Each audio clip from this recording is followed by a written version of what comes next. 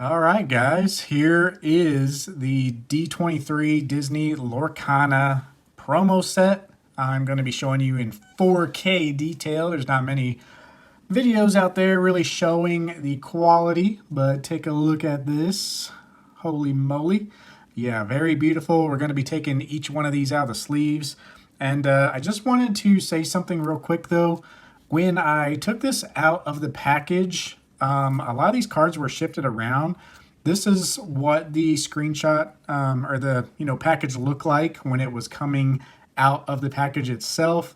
The Elsa and Stitch, I think it was a little shifted up, and the Cruella de Vil and Robin Hood were actually completely out of their sleeve. Here's another picture showing you the sleeves. I do have a little clip here to show you, but they're almost like within a little penny sleeve and just kind of stuck to the tack. As you can see, the packaging is, just like a piece of cardboard. The bottoms of the cards are secure with a little flap, and they're basically just in a penny sleeve, and it's actually quite loose. And the penny sleeve itself is just held on by a little piece of tack.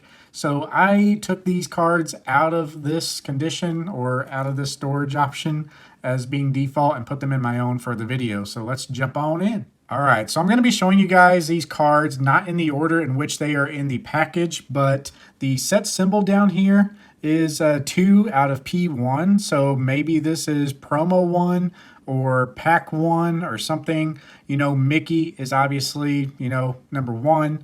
But then we have Elsa. I guess I can go ahead and show you a little bit, but the card, I do have a ring light. You can probably see that in reflection over there. But man, these cards just pop. So Elsa's number 3, Cruella de Vil 4, Maleficent Dragon number 5, Robin Hood number 6, and Captain Hook number 7. So I do have a Mickey promo coming. I didn't jump on that right away, but yeah, I'll show you guys maybe that in a future video. But let's go ahead and set these off to the side. We're going to show you in high quality detail. You know what? Let me grab something real quick. All right, here we are. I had to do it. Had to go with the gloves. Just want to handle these as little as possible. I did see something on the Elsa that I'll be showing you that had me concerned about the condition. But let's go ahead and take a look at the Stitch card. We have Stitch, Rockstar. I assume this is going to be the cost. Kind of like Magic the Gathering, so we might call that the cost, and then this the attack and defense. So we can assume this is going to be the holo in the first set. Now, there was only 300 of these sets sold every day at the D23 Expo, so it's pretty much confirmed that there's 900. That was straight from the developers. They didn't say if there was any extra made, but this was a one-time event. They got a lot of feedback, kind of negative feedback on how they released these cards, and they did say that they were looking to improve that, especially on the online side in the future. But they did say that this set, there's nothing they can do with this set, and they're just look at it for future releases. So this is hopefully one and done. They did say that these cards will be in the first chapter, which is the first set of Lorcana coming out the end of next year. And they will not have the holo treatment, and they will not have this D23 Expo, which is exclusive to this set. So very cool looking Stitch card. I did a couple other videos where I talked about some of these attacks and abilities. So maybe take a look at that if you're interested in more detail. I've played quite a bit of Magic, and a lot of these mechanics seem pretty close to Magic. And yeah, Stitch is in very good condition. Elsa, on the other hand, there was some imperfections on her. Let's take a look at her. Very, very beautiful card. Now, I honestly think that this might be the best card in the set. Gonna have all those waifu collectors, but aside from that, the artwork is just so good, and with her little swirls like of her attack and stuff, it just really adds to the art of the card. I love this art style. So you notice, this holo is some real deal holo. Very cool. And even the little symbol down here on the attacks, which that's kind of the biggest speculation right now, is like, what does that mean? That is also hollow, as well as the symbols. This is a first edition stamp, but they didn't say if this is to be expected in the first set or not. All they said is that it was going to be available without the D23 stamp, you know, especially the Mickey that's not hollow already. Looking at the back real quick, it is a very clean back. These cards will be prone to damage showing up very easily, just being a black border. So any little nicks is going to stick out like a sore thumb, essentially. And yeah, we have that problem in Magic. It's very easy to see damage on the back of Magic cards. And yeah, one thing I wanted to show you, though, was this little speck. Can you see that speck right there? I looked at this already with a like a jeweler's loupe, and it is actually almost like a little flake off of the card. So we have some more down here on the bottom right. I don't know if you can see this one as easily. It's very, very faint. See if I can get you back in focus there. Right off to the side of the U. But yeah, it's hollow. Like it's a white mark, but it's hollow. So just the black ink itself got, you know, got like a little fuzz on it or something. I don't know. That's my best guess. But it also tells us that the way these are printed, it's likely that the artwork in hollow's printed, and then the black and the other ink is laid on afterwards. So, you know, that kind of tells you something about how the cards are created. Whether that's useful information or not, I don't know. So, yeah, beautiful looking cards. The other ones, I mean, we do have some cool characters. We have Cruella de Vil. I mean, probably won't be one of the favorites, but very iconic to Disney. Her hollow doesn't really pop as much. You know, her artwork really takes up more of the card, which that's another thing you got to think about. You know, maybe over time these hollows will show more damage. And since Elsa, you know, she's a smaller figure on the card itself, and her dress also has some hollow on it, and Cruella really doesn't. So maybe over time, you know, Elsa might be hard to grade because hollow scratches show up. You can see they are very minty surface, like some Pokemon cards. I am not going to do a scratch test on these, but if you guys want to buy some and you do it, let me know. I'll give you a shout out or something for doing the hard work.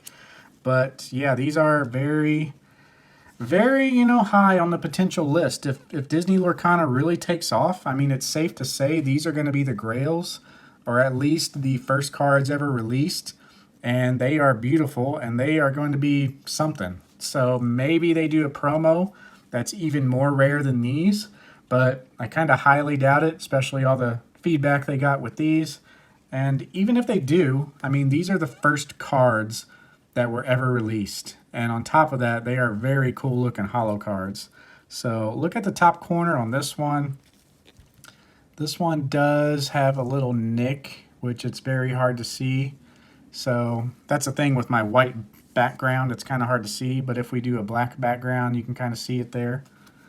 But this is pretty much the OP card of the set.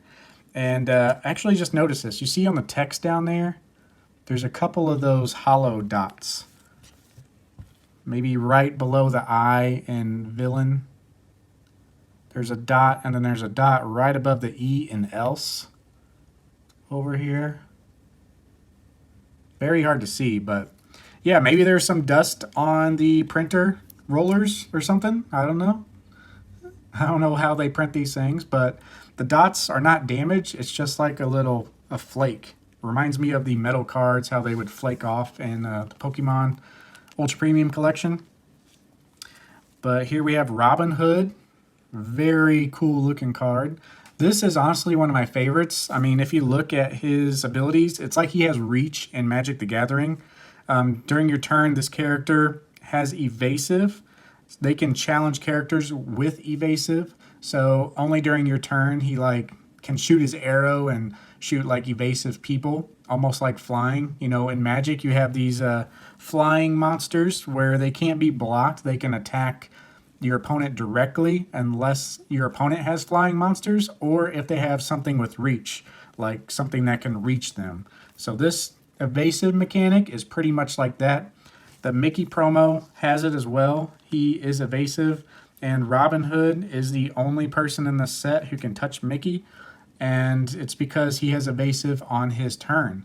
So very interesting. Robin Hood might come into play for playability if there's a lot of reach cards. And last but not least, we have Captain Hook. I think he is the weakest of all the cards. He's only a 1 cost, so that tells you something. His attack and defense is 1 and 2, or whatever they're going to refer to that as. When he's challenging, this character gets +2, which I assume is attack, so that makes him a 3/2.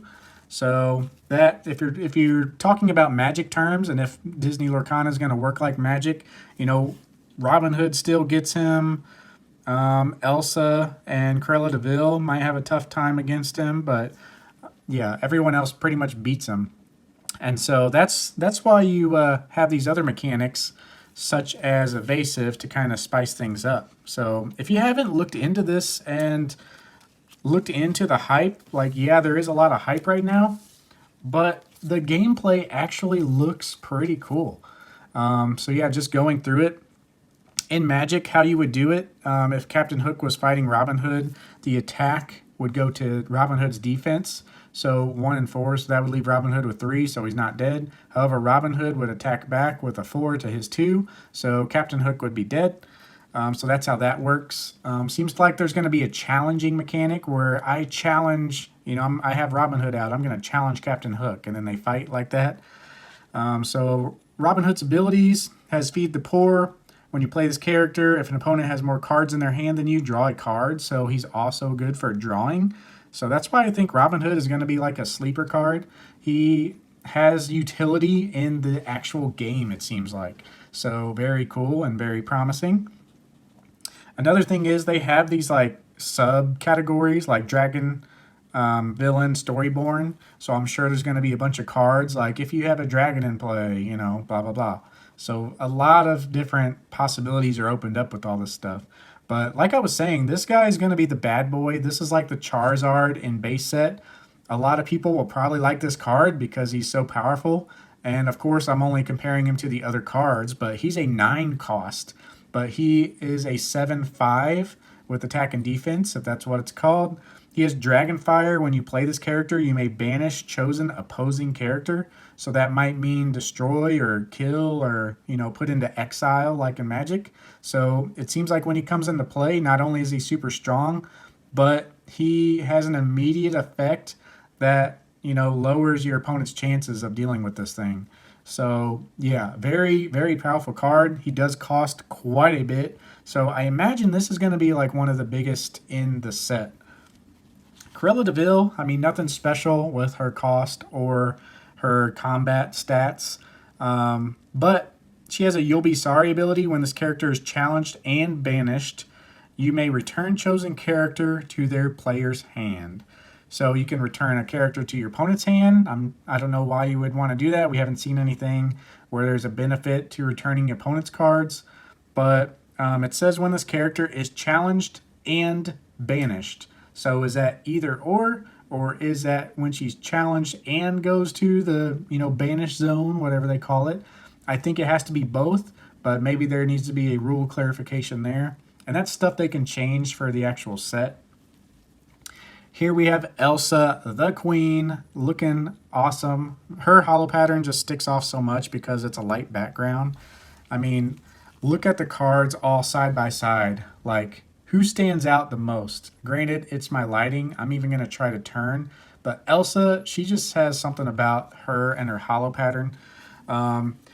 She has what's called exert chosen opposing character, and it almost has like a little twist symbol. So in Magic, when you do something with that symbol on it, you turn them, meaning that they can't attack until the beginning of your turn when you turn them back. So maybe there's like a tap-like command or type of gameplay in Lorcana, and also opens the realm of way more possibilities. So yeah, very excited to see what the gameplay has in store. Next up, we have Stitch. Stitch is actually pretty powerful, and he is kind of midline character as far as combat stats, but he has Shift 4. You may pay for whatever that is to play this on top of one of your Stitch characters. So I guess that means like cost. So instead of paying it for 6, you can pay 4 and put it on top of an already existing Stitch. So almost like a evolution. So that's pretty cool mechanic. So his cost is kind of high because he can do some stuff, but you know, you can get that cost lower if you're playing like a Stitch deck. Adoring Fans. Whenever you play a character with a cost of 2 or less, you may exert it to draw a card. So you may twist it or tap it to draw a card. So that's pretty cool. But yeah, let me know what you guys think. I just wanted to give a really close look at all the cards because there's just not a lot of videos out there. And yeah, I will see you guys in the next one. Let me know what you think. Peace.